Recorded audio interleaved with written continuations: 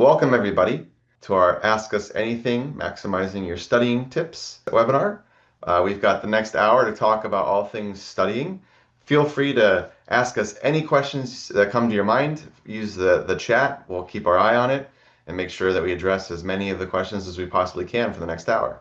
For those of you who I have not met, my name is Steve Novakovich. I am the Managing Director of Educational Programs here at CAIA Association, which means that I'm in many ways responsible for the curriculum that you are currently studying or will be studying. So hopefully you find it enjoyable and learn a lot from it. I'm delighted to be joined by my colleague Claire Sawyer. I'll let her introduce herself and give some background. Yep. Thanks, Steve, and thanks so much, everyone, for joining us today. I'm Claire Sawyer, and I'm Associate Director of Educational Programs here at CAIA Association. So I work very closely with Steve and some of our other team members on both the CAIA Charter curriculum, as well as our NXT online learning platform with a whole suite of different video-based learning programs as well.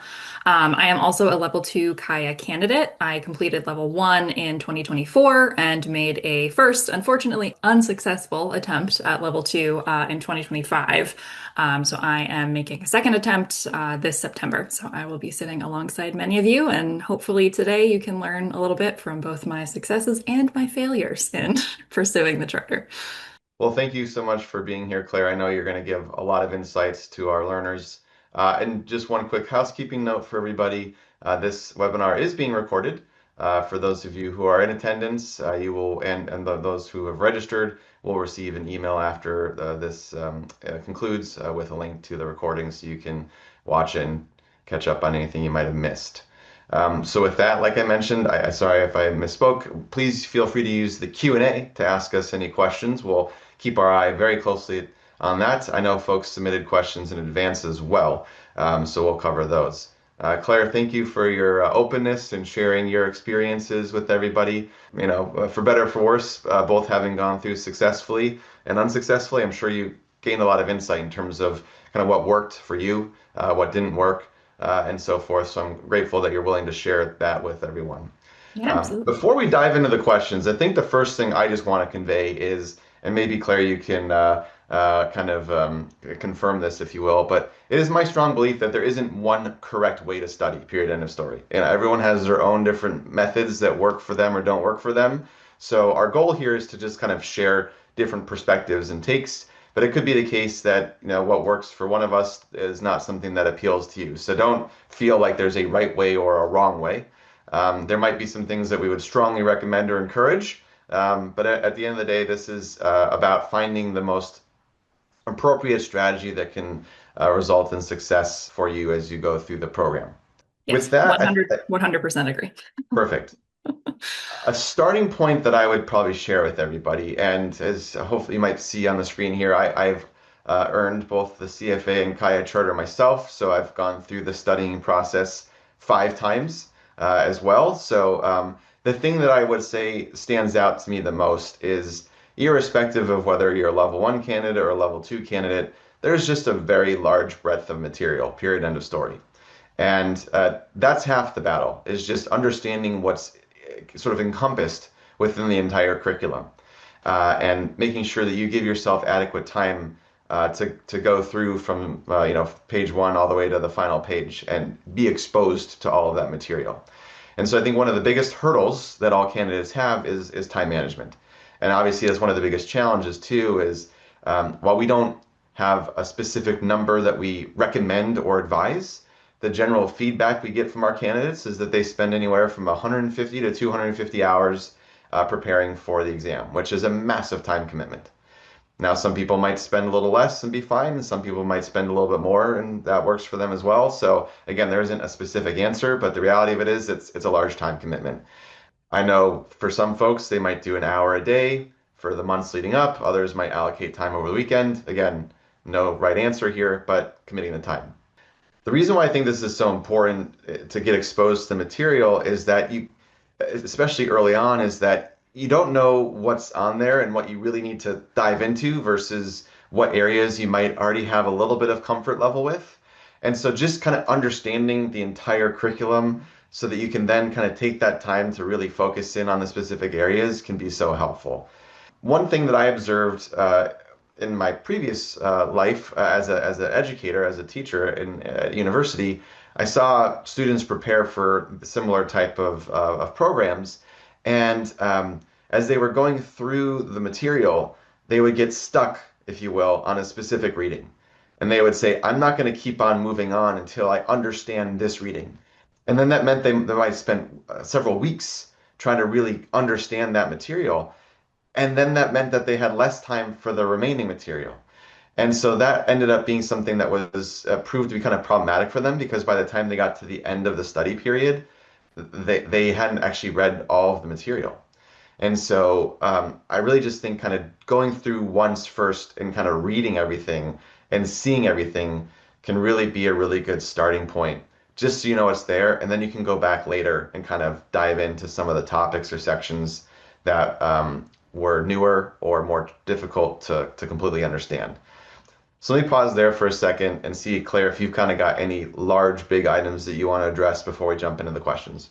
Sure. Well, I mean, first, I would 100% echo everything that you just said around making sure you get through the material first and foremost. I think that was the biggest mistake that I made in my first attempt at level two. It wasn't really a problem that I encountered in level one because that material was a little bit more intuitive for me.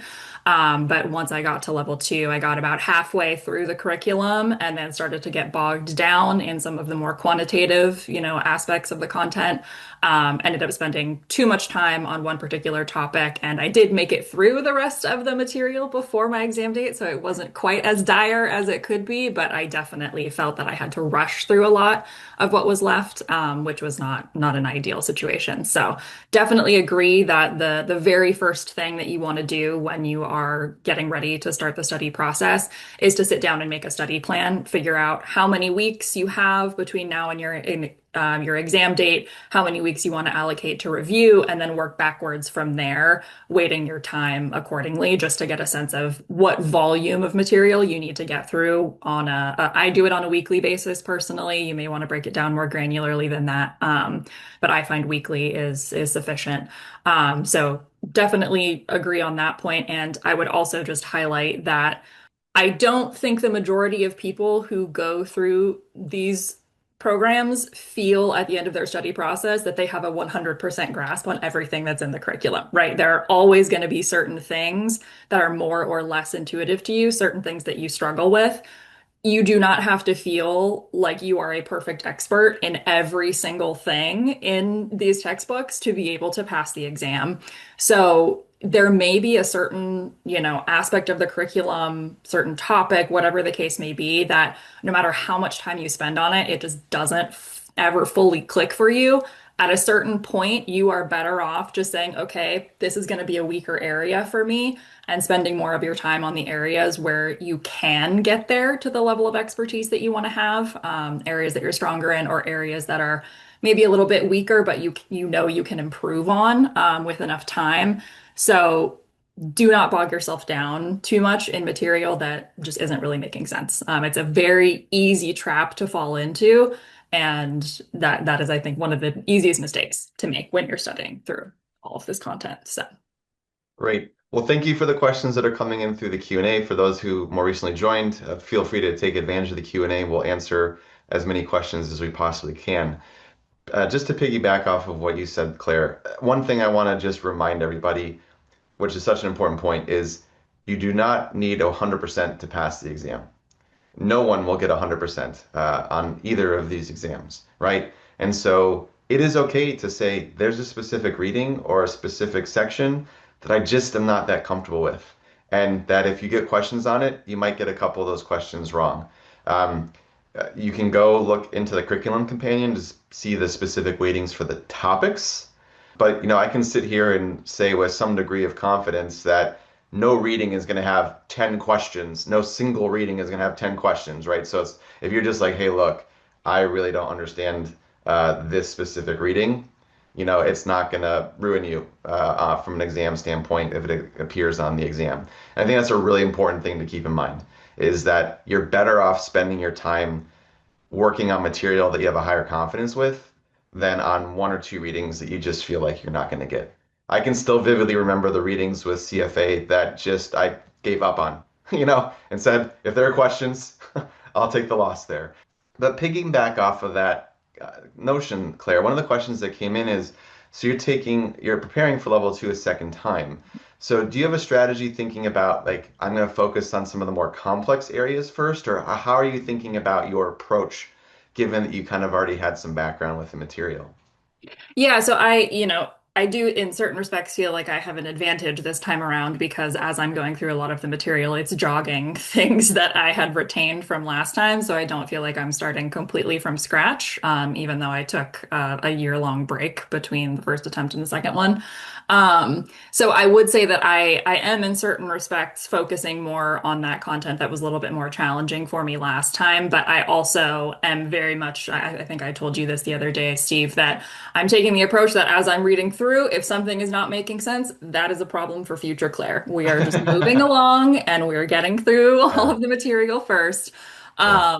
And I think, the other thing that is a little bit different for me this time is I feel like I have a better sense now on how I need to prepare for the constructed response component of level two compared to the multiple choice, which was not something that I think I spent enough time on last go around.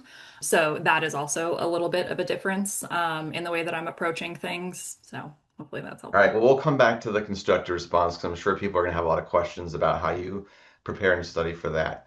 Um, we've talked a little bit about timing and time commitment. One of the questions that came in, now their focus or comment is specifically about level one, but I'm sure you can extend this to level two. We're sitting here on June 3rd, and the exam window is in September. So we've got June, July, August. We've got 3+ ish months left. What is your perspective on that 3 months, if you will, in terms of is that an adequate time for somebody to start now for September? Or, would you start advising people to maybe reconsider and look at March instead? Um, Yeah, it's a great question, and it's not one that I can give a universal answer to because it really depends on the person. If you are someone who has, a very demanding professional or personal life and you don't have a lot of, existing background with any of this material, it's all going to be sort of brand new for you. That's going to be a more challenging situation than for someone who maybe has more spare time and they have some existing familiarity with these concepts. Those are two very different, sort of situations that you're bringing to the exam. So, in large part, I think it just depends on your personal circumstances, how much time you can realistically allocate to studying between now and then. It's definitely possible. Like it's not something where I would say, oh, it's too far gone. You should wait until March. Like, yeah. it's definitely doable if it's something that you want to do and you have the capacity for. I would just say, take an honest look at how much, productive free time you actually have. It's very easy to convince yourself that you have more productive free time to allocate towards these things than you do. Like, if I were to look at my, personal daily schedule, I would think, oh yeah, I can study, 2 hours a day during the week and that'll be totally fine. Realistically, no, my brain is shot by the end of the workday, so my studying happens on the weekend. So just being honest with yourself about, capacity and limitations. But Yeah. it's definitely not past the point of no return by any means at this stage. Yeah, no, and the fact that that our registration period is still open, I think that suggests as an organization we do feel like candidates could start now and still be successful. But to Claire's point, I think you just need to be honest about your own time and availability. But I would say if you believe you have uh, adequate time, that 3 months is sufficient. All right. So another question, I'll try to take this one, and then you can maybe add on, Claire, is a question about quote unquote offline study material. So if you go to our digital curriculum website and you go into the resources folder, this is true for both level one and level two, you will see PDF files of the curriculum that you can download and take with you in an offline version. That is specifically our curriculum. Now, additional study materials like the flashcards or the practice questions that exist on a digital platform. Those are not available for download. But when you download the PDF file, what you will see is the exercises or applications are included in those PDF files. So that would really be the quantitative questions that you would be able to kind of see in there. But that being said, I'll go back to my study days. And one of the things that I found that was a strategy that worked really well for me was as I was studying, we've got those flashcards in the digital format. Those flashcards represent all of the keywords that appear throughout the curriculum. What I would do is for every single keyword, I would actually do a literal physical flashcard for each of them, and I carried them around with me wherever I went, and I would use those to study both the keywords but also the formulas as well. So for every single formula, I would write one formula on a flashcard and make sure that I had it memorized. So I know that we have the flashcards in digital format and they're not exportable, but I think there's actually something very tangible and beneficial about having a physical piece of paper flashcard as well. And just the process of writing those down is another really solid way of retaining material. There's a lot of academic evidence that writing can really do a lot of benefit to retention of concepts. So download the PDF files from our resource folder on the digital curriculum. And then for me, it was really helpful to do physical flashcards as well. But Claire, are there any other things that you did from a offline standpoint that was helpful for you from a studying point?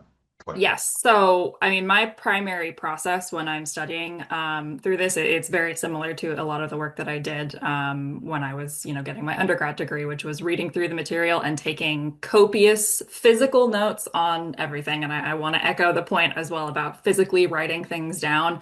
There is a lot of evidence to support that retention is significantly better when you are physically writing something on a piece of paper with a pen compared to taking notes digitally. There's a way in which your brain has to engage with the material for you to actually physically write it that is not present in digital note taking. So unless you are really wholeheartedly opposed and want to do everything digital, I would definitely recommend taking analog notes and creating your own flashcards and doing all of those things because all of the available evidence suggests that it does make a big difference. So a huge part of my study process is that note taking, repetition, writing things down both in the notes and then separately in flashcards. So I have it in multiple places.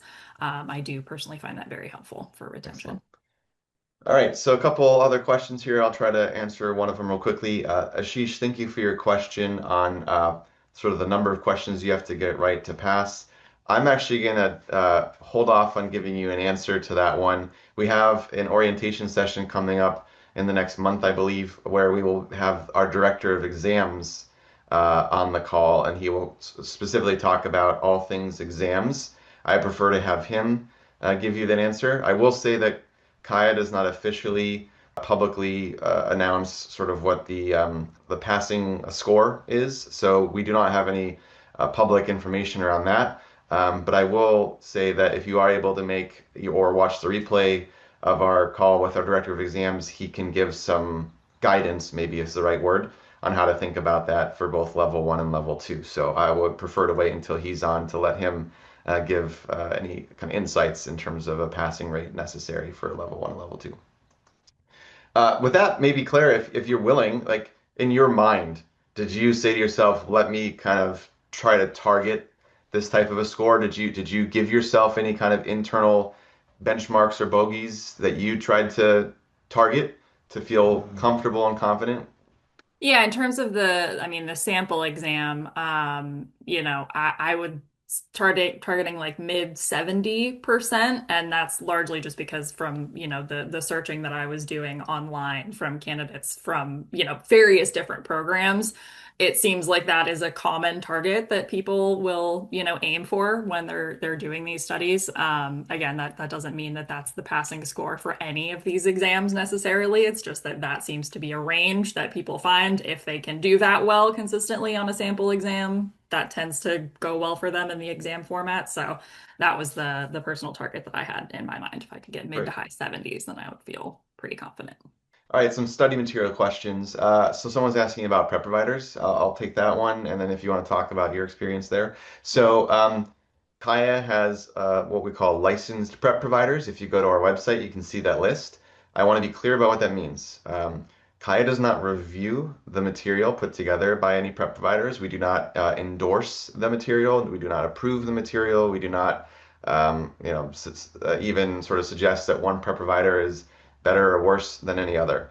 All it simply means is that they have filled out sort of an agreement that allows them to use our logo and get access to our curriculum for them to develop their material.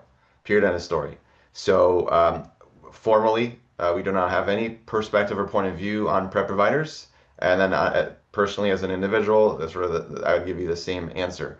What I would say, a couple things. We always want to make people be mindful of the fact that the official curriculum is what CAIA produces.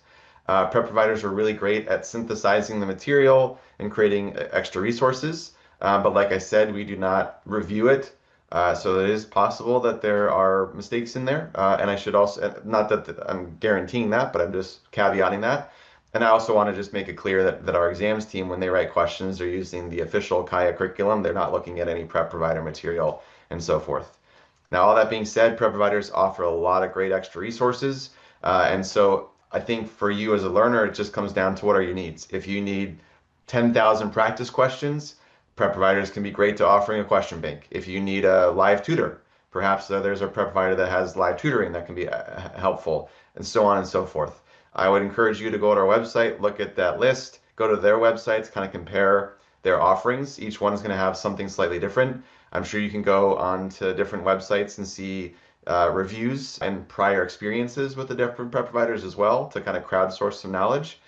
And the last thing I'll say is that I'm also aware that there are prep providers that offer services for preparing for CAIA that may not be listed on our website.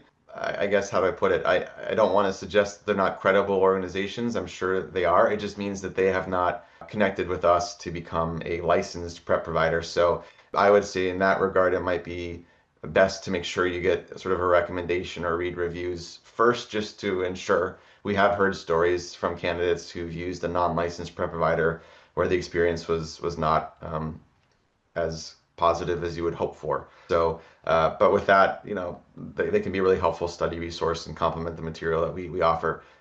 Claire, did you use a prep provider or consider using a prep provider while studying? Yep. So I did use some prep provider resources, to your point, Steve, as a supplemental supportive option when I was going through both level one and level two. And I did personally find it helpful, particularly having extra practice questions, just to really sort of assess my retention of the material. But, again, it's not necessary in order to pass the exam. The curriculum is the only thing that you actually need to get through these exams. If you have the desire and the means to access additional materials through one of these prep providers, by all means, it can be a great resource. But as Steve said, everything about the exam is based on the core CAIA charter curriculum that you get from us when you register for the exam. So that should always be your main source of study material. And anything that you are using from a prep provider, you should always be cross-referencing to make sure that it is in line with the curriculum. There are no mistakes, no major omissions, things of that sort. So definitely, if it's something that you're interested in, I would not dissuade you from doing so. Just make sure that you are not relying exclusively on those materials. Excellent. Just to talk a little bit more about the study materials that we offer, supplemental study materials, if you will. We've got the digital flashcards. I would strongly encourage all of our candidates to use that resource. I pointed out in particular, when we talk about what to expect on the exam or how to study for the exam, the first thing I tell everybody is that our exams team has two kind of areas that they go to get exam questions. Number one would be the keywords. You can absolutely expect there to be exam questions connected to keywords. So every single keyword that exists in our curriculum is going to be a flashcard on the digital platform. Any reading that has a keyword is going to have the keywords listed at the beginning of the reading as well, so you can make sure that you kind of know where they are. So I think it's really essential to, study, learn, remember the keywords and know what they are because you will get questions asking you about the keywords, period, end of story. The other source material, if you will, for our exams team is the learning objectives. Every single reading has at least one learning objective.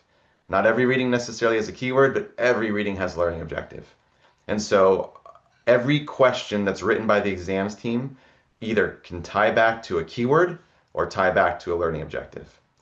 So flashcards, really important. So then other study material that we offer includes some practice questions on the digital curriculum website. These are multiple choice questions. I want to be very clear. Those have not been written by our exams team. They are not intended to mimic the style or level of difficulty that you might experience on the actual exam. They're really just intended to help you kind of check in and see if you got a concept or two associated with each of the readings. So those some of the feedback we've gotten is that those questions might feel a little on the lighter side, if you will. Like I said, they're not intended to necessarily stump you. They're intended just to see, that you kind of got some of the concepts within the readings. And like I said, they have not been written by the exams team. They are not official exam questions. They're not intended to replicate the challenge of the exam itself. They're just supplemental practice multiple choice questions. The other questions that exist in the study material are what we call applications.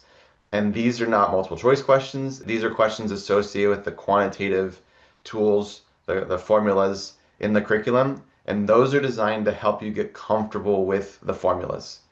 So they're structured as sort of open-ended questions, and then they give you a chance to just practice the math. Though, again, those were not written by our exams team. They're not intended to replicate the exam day experience. They're really there to help you just practice the math. Because that's one of the things that's going to be really helpful is it's not just memorizing a formula, it's about knowing the formula, knowing how to use the formula. There's no question. Up to 30% of your exam, whether it's level one or level two, will have quantitative questions. You will be given data and then you'll be asked to solve. So it's really helpful to practice the formulas that exist in the program. We've got plenty of practice applications for you to get comfortable with those formulas and sort of try them in multiple different ways. So I'd strongly encourage you to use those as well to just get your confidence with the formulas. The last thing that we have that I want to point out is we actually do have what we call sort of our official sample exam. Now that official sample exam is available on CAIA's website, CAIA.org. It is not embedded in our digital curriculum environment, so you do have to go to a different website to access it. I apologize for the inconvenience. But the nice thing, and one of the reasons why it exists there, is because when you use it, it will actually physically reflect what your exam visual experience and sort of practical experience will be like. All of the buttons will look the same. How you navigate through this exam will look exactly like the same when you're taking the exam on exam day. So it's a replication of the physical environment or digital environment, I guess, if you will, of the exam.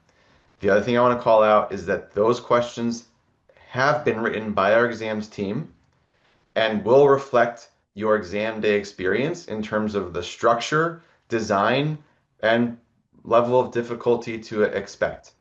These questions were not like, if you will, built by the exams team solely for the sample exam. They were built by the exams team and then pulled out of the database to create a sample exam. So they're just like any other question you could possibly see on exam day, written by our exams team. So that is an exceptionally useful resource and a really good way to prepare yourself for what to expect visually, experientially, in terms of how the exam is structured, what it will look like from a physical standpoint, how to navigate going forwards and backwards, so on and so forth. You can choose to take it on a timed basis. You can choose to take it on an untimed basis. That's up to you. For level one, level two, there's only one sample exam, period, end of story. But you can take it as many times as you want to. But every time you take it, it's going to be the same questions. I think the order might change if you take it a second time, but it is still ultimately all the questions are the exact same questions.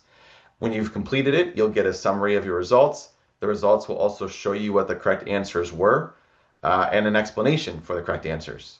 So that's also a really helpful study tool. So I just want to really point that out. Claire, one of the questions we sometimes get is when should I take the sample exam? How many times should I take it? Maybe you could talk about your usage of the sample exam during your studying process. Yeah, no, it's a great question. And again, this is one of those things that's not really there's no right or wrong way to do it. So the way that I do it is not necessarily going to be better than the way that anybody else does. How soon you take it in your studying process is really just a matter of preference, to be honest. I first took it when I got all the way through the material for the first time, just to kind of assess where I was at. So my preferred approach was to, because you have the option of taking it timed or untimed as well. So if you take it, you can like perfectly mimic the exam day experience, which I highly recommend doing, and I would suggest doing that approach first if you plan to take it more than once, so that you are really getting, these questions fresh to you the very first time you're seeing them, and you're having to answer them within the same time frame that you would on exam day, because that time goes a lot faster than you might think it would. So replicating that experience before the day of the exam, I think, is good practice. So my approach was to take it in, the exact exam day format for the first time, and then that helps me identify areas that I needed to focus a little bit more on in terms of review. And then the second time that I took it was, I believe, a couple of weeks before my exam. It's a little bit fuzzy now, but I think it was a couple of weeks or a week before exam day. And that time I did it in the untimed format, so that I, had more of an opportunity to really sit and think through the questions. And I found that helpful just as a review um, tool personally. There are also a couple things, Steve, that I wanted to touch on, that you mentioned earlier in that prior answer. So the first, the point on learning objectives as they relate to exam questions, very important. Very much should be paying attention to the learning objectives. One thing to keep in mind as you are looking at those learning objectives is that the number of them does not necessarily correspond to the weight that that topic is given on the exam. There are some topics that are going to have a whole lot of learning objectives that might be a smaller weight than you would think based on, just the number that are in that list. So make sure that you are always bearing the exam weights in mind, particularly for level one, because there's a little bit more variability in those exam weights. So that's number one. Do not see the the very long list of learning objectives and assume that that means this is going to be a huge weight on the exam. It's not a one-to-one thing. So that's the first thing. And then second, just want to highlight again the point about formulas and the importance of application of formulas. That is really the thing that we are, going to be testing you on, in the exam, is your ability to actually apply the formulas. You're not going to be getting tested on, being able to recite the exact notation of the formula the way that it's presented in the textbook, right? We care that you understand how the formula works, what variables need to be plugged in, and how to actually apply it. So that being the case, if you find the notation of any of these formulas to be confusing, or it's something that you have to like sit and think through to remember what exactly is happening, don't be afraid to change that in the way that you're writing it out for yourself. I will very often change the way that variables are noted, or will write it down in a way that is more intuitive to me, because then it's easier for me to recall on exam day what the formula is actually doing and get to the application portion of it more quickly. So don't focus too much on trying to memorize all of the formulas exactly as they are presented if that is not something that is intuitive to you. Thank you for that expansion. One thing to point out on the sample exam, someone asked the question, if you're somebody who's retaking either level one or level two and you sat in March and now you're planning on retaking in September, I will point out that it is the same sample exam. We have one sample exam for the calendar year, if you will, and then next year in March and September we'll have updated, revised sample exams. So for those of you who've already seen it, I apologize that it's sort of the same one, but hopefully it's still a useful resource for you. Claire, when you were taking level one, which Mhm. area did you find most challenging? So I think I found it most challenging not be I think I psyched myself out a little bit with topic two, specifically some of the quantitative aspects of topic two, because it had been a long time since I'd taken stats. So there was a lot of stuff that it was just like, oh no, not this again. And it's very long. It's a long topic. There's a lot in there. I definitely psyched myself out a little bit on the quantitative aspects of it, so I definitely stressed more than I needed to about that one. From that point on, I found most of the material to be very intuitive because you're really just going asset class by asset class. Some of that, foundational stuff, it does carry through the remainder of those topics, so it's important to understand before you dive into those. But really, I found that once I got over that initial hurdle and stress of it got better from there on. So. Yeah, I would sort of echo what you're saying that generally speaking, I think the feedback we get from our candidates is some of the quantitative material can just be more challenging, you know, Mhm. not surprisingly. Within that, maybe things around derivatives like not fortures, futures and forwards can Yep. obviously be some challenging concepts, particularly because they use like continuous compounding, and that's a little bit more complicated and so forth. So I would be inclined to agree that once you get into the remaining topics, topic 3 through 7 or 8 or whatever it is, that the material becomes a little bit more relatable, intuitive, applicable, whatever the right words are. So really, it's kind of that foundational stuff in topic 2, and particularly maybe the quantitative stuff in topic 2 that can be a little bit more challenging for our candidates. And to your point, Claire, topic 2 represents, I think, the largest weight of Hmm. all the topics. It's 20-25%. So that can feel intimidating and daunting. But again, just a reminder, no individual reading in there is going to be 25% of the weight. No individual reading is going to have 12 questions associated with it. So, if you're like me and you get to one of those readings, and you're like, oh my gosh, this formula is just too much for me, or I can't get this reading, live to fight another day. Just live to fight another day. And always remind yourself that the quantitative stuff is going to be no more than 30%, which if you flip it around, that means at least 70% of the questions are not going to be quantitative. So don't Excellent. don't psych yourself out too much about that. I think it's very easy to be very afraid of that, but it's All right. not as bad as you think. Good point. All right, so a couple questions that I can try to take here. How different and similar should candidates study CAIA level 2 versus CFA level 3? So that would apply particularly or specifically to our stackers who have gone through the CFA program. So I've gone through both. I'll try to tackle that. It's been a few years since I've done the CFA exam, so I don't know how much it's changed since I took it. But I guess what I'd say is with the CFA level 3 constructed response questions, there is a degree of similarity in terms of what's expected of you. It's in the sense of, they're not necessarily essays, they're more short answer. They can be answered in bullet points. Some of them might be quantitative oriented.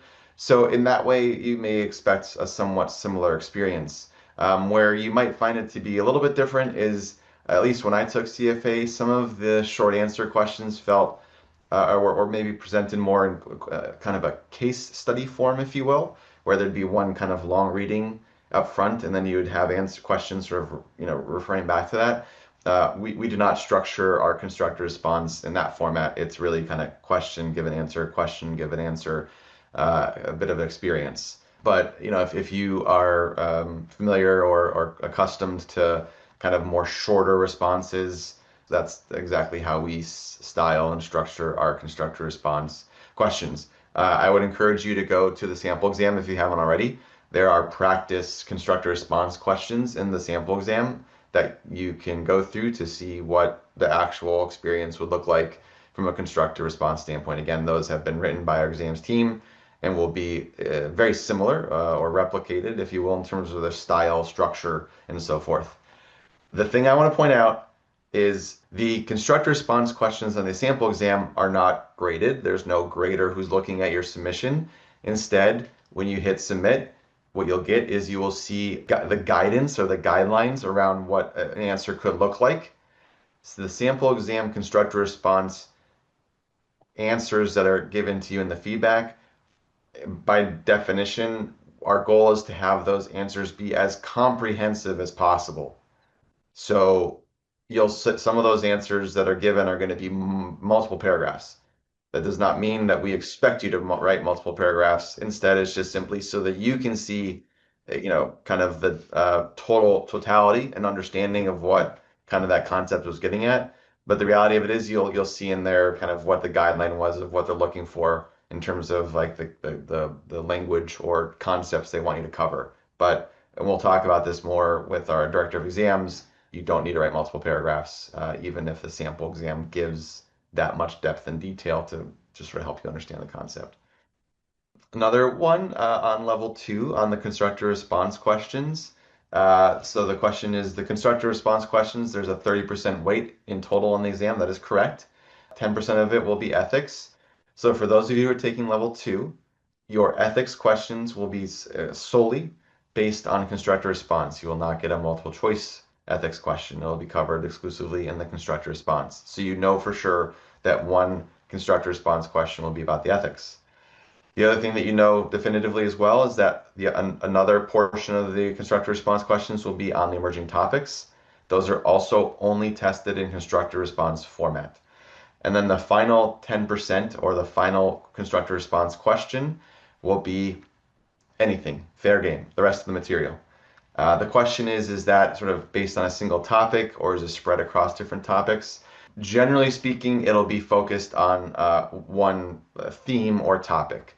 So it's not like you'll get a question about due diligence and then a question about asset allocation and then a question about complex strategies. So it'll sort of be within one specific theme, if you will. Claire, as you were studying with level two, did you do anything with your studies to specifically be prepared for constructor response? And then maybe on top of that, knowing that emerging topics and ethics are only tested in constructor response, did you study for those differently than the other material? So I would say initially, no. The first sort of pass through of all of the material, I treated them all the same. I think when it comes down to review more so, there is where the difference tends to come out a little bit more. And the approach that I have taken is for ethics and emerging topics that I need to have a level of memorization and familiarity such that I could essentially summarize them from memory. Like, write a Spark Notes version of those topics from memory, or at least that's what I'm aiming for. It's easier said than done. But it's a little bit different from the multiple choice questions in the sense that with those constructed response, you're not going to have potential answer choices to jog your memory from something. There's no ability to, just reason your way through narrowing down from a list of options because you don't have those options in the first place. So you have to be able to just from memory come up with the right answer.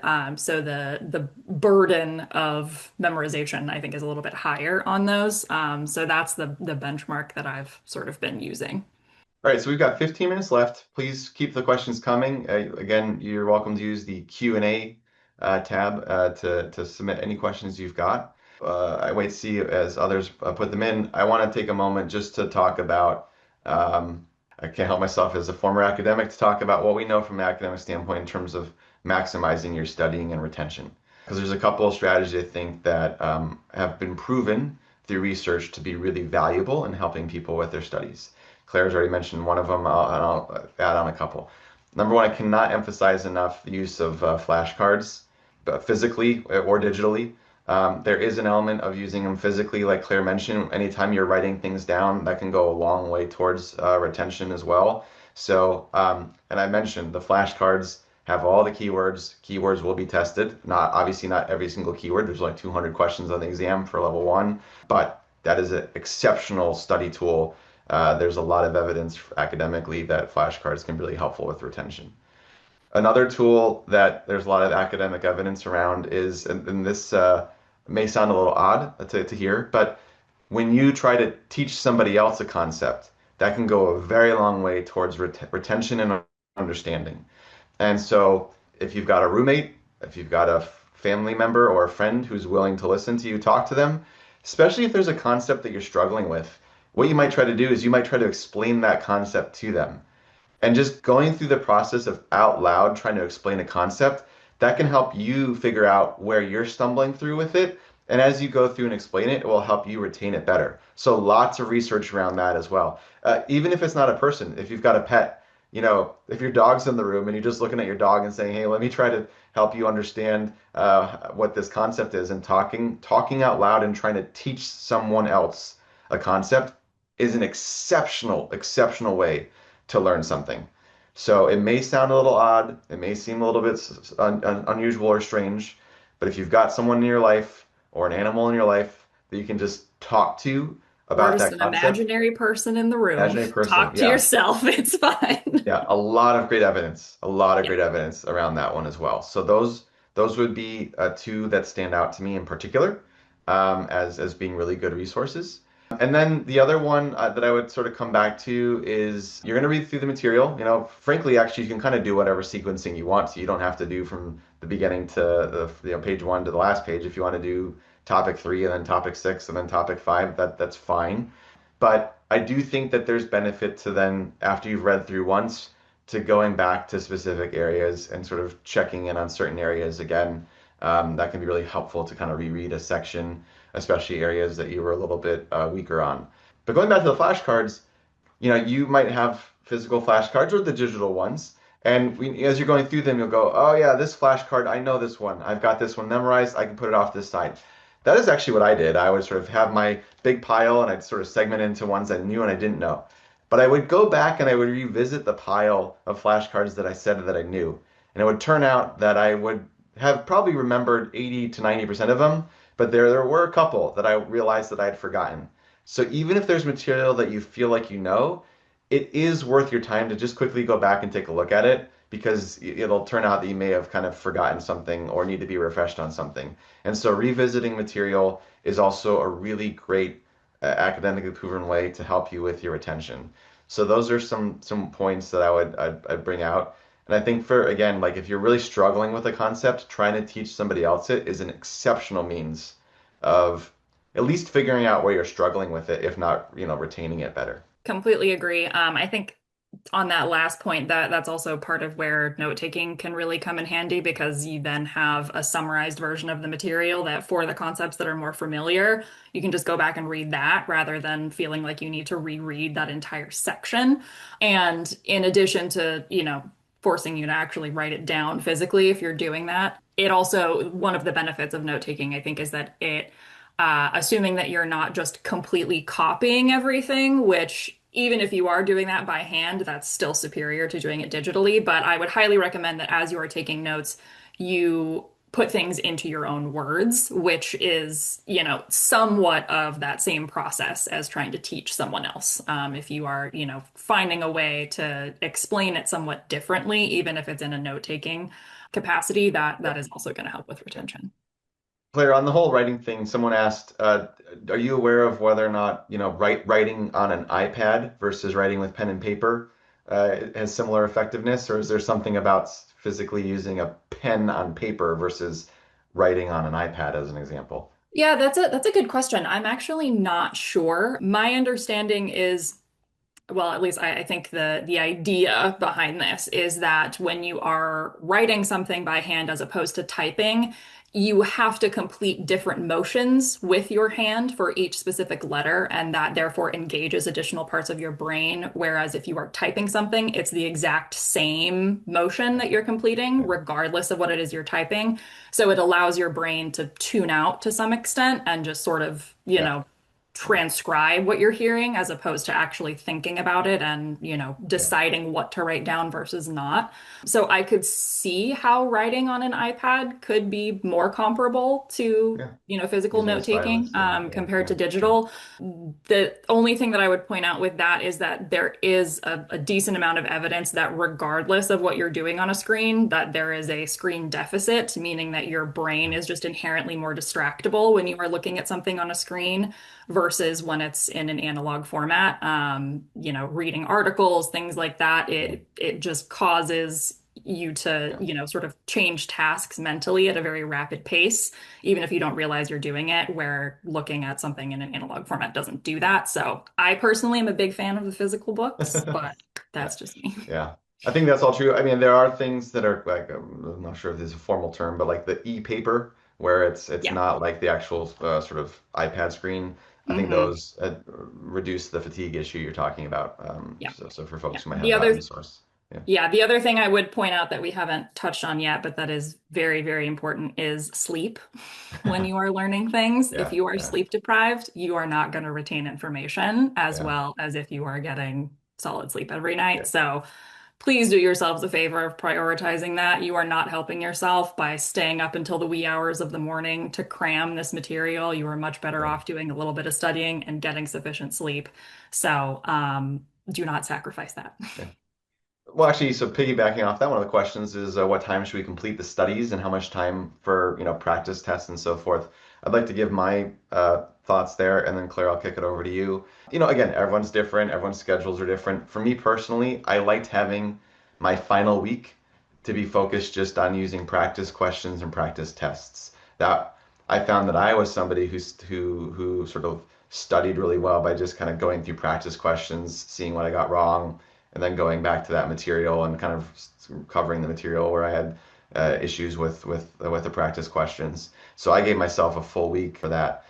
The weeks prior, I had already been done going through the readings once, and I used like the kind of call it weeks 2 to 4, going backwards, to kind of study some of the stuff that I knew I needed to spend a little bit more time on.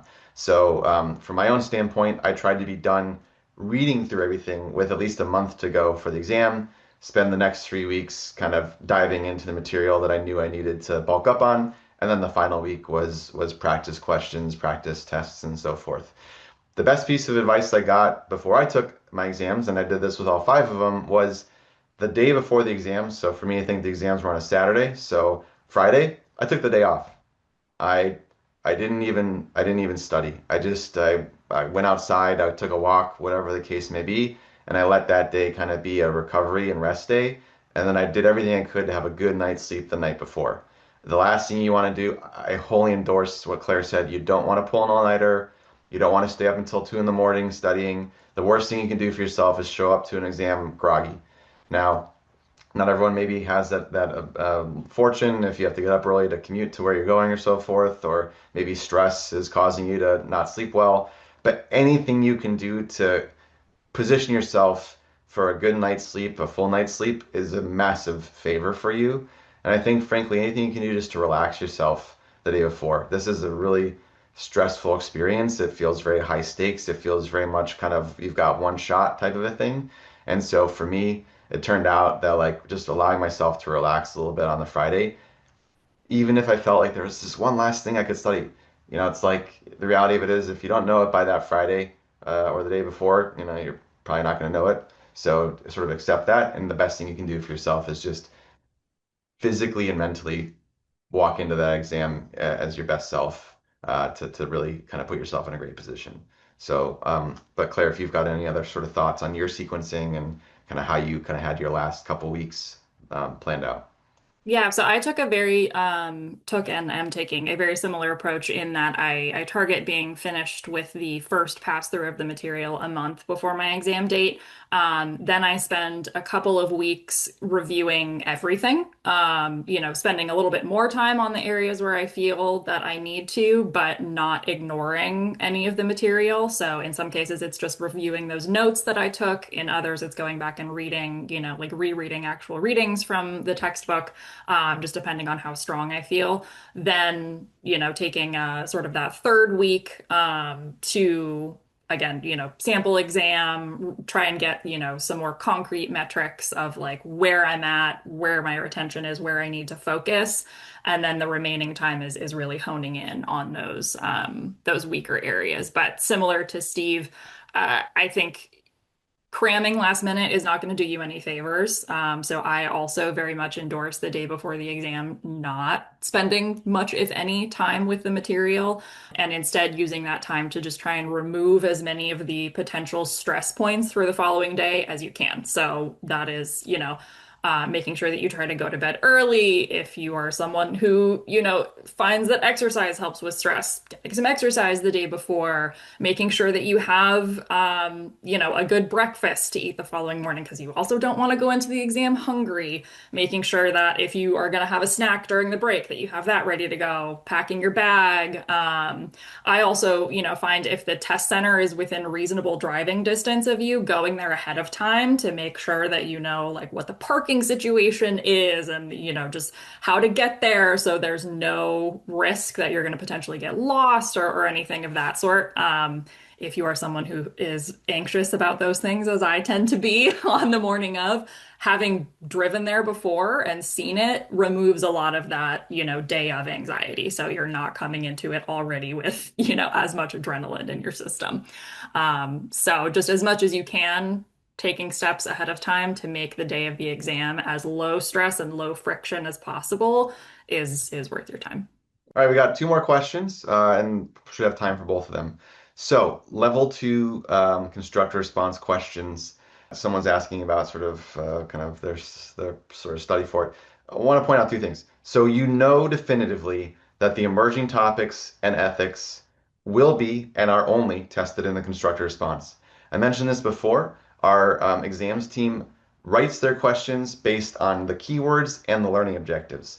So if you're going to say, hey, what is it that I need to study for the constructor response for those two areas? It's right in front of you. Literally, again, look at those keywords. We have those with all the readings, even the emerging topics. There are keywords that are associated with them. So you may get a constructor response question that'll ask you about a keyword. But the other thing is the learning objectives. Again, the emerging topics also have learning objectives. So the person's question sort of talks about like lists of things. Generally, there aren't going to be a lot of constructor response questions that are sort of list five things. If there is something that might be asking you to list, when you read the learning objectives, if you see that if one of the learning objectives says lists the three strengths of ABC, then I guess you should make sure that you know the three strengths of ABC. But I don't want to try to suggest that the constructor response questions are list-based questions because most of them or all of them are not. They're based off of the learning objectives. So for the emerging topic articles and for the ethics readings, just look at those learning objectives and that'll tell you what kind of questions you should be preparing for on the constructor response side. Claire, the last question I'll turn over to you is, will CAIA ever create lecture videos for the material? That's a great question. I have been trying to strong arm Steve into doing so for quite some time. So to be determined as of yet, but I personally, would love to be able to create that for candidates because I know All that's right, there helpful we for go. a We've lot of got an people. internal So advocate who would not be offended by watching me talk for hours upon hours. So no. if So all right, if I get my way, yes, but all right, that I remains to be guess seen. stay tuned. Well, thank you all for the time. As I mentioned, this was recorded. It will be distributed to you as a follow-up email. If you have any other questions, don't hesitate to reach out. Candidate@caia.org. We'd be happy to answer those questions. Again, that's candidate@caia.org. Thanks for the time, Claire. Really appreciate it. Yep. Thanks, Steve, and thanks everyone for joining. Good luck with your studies. All right, be well.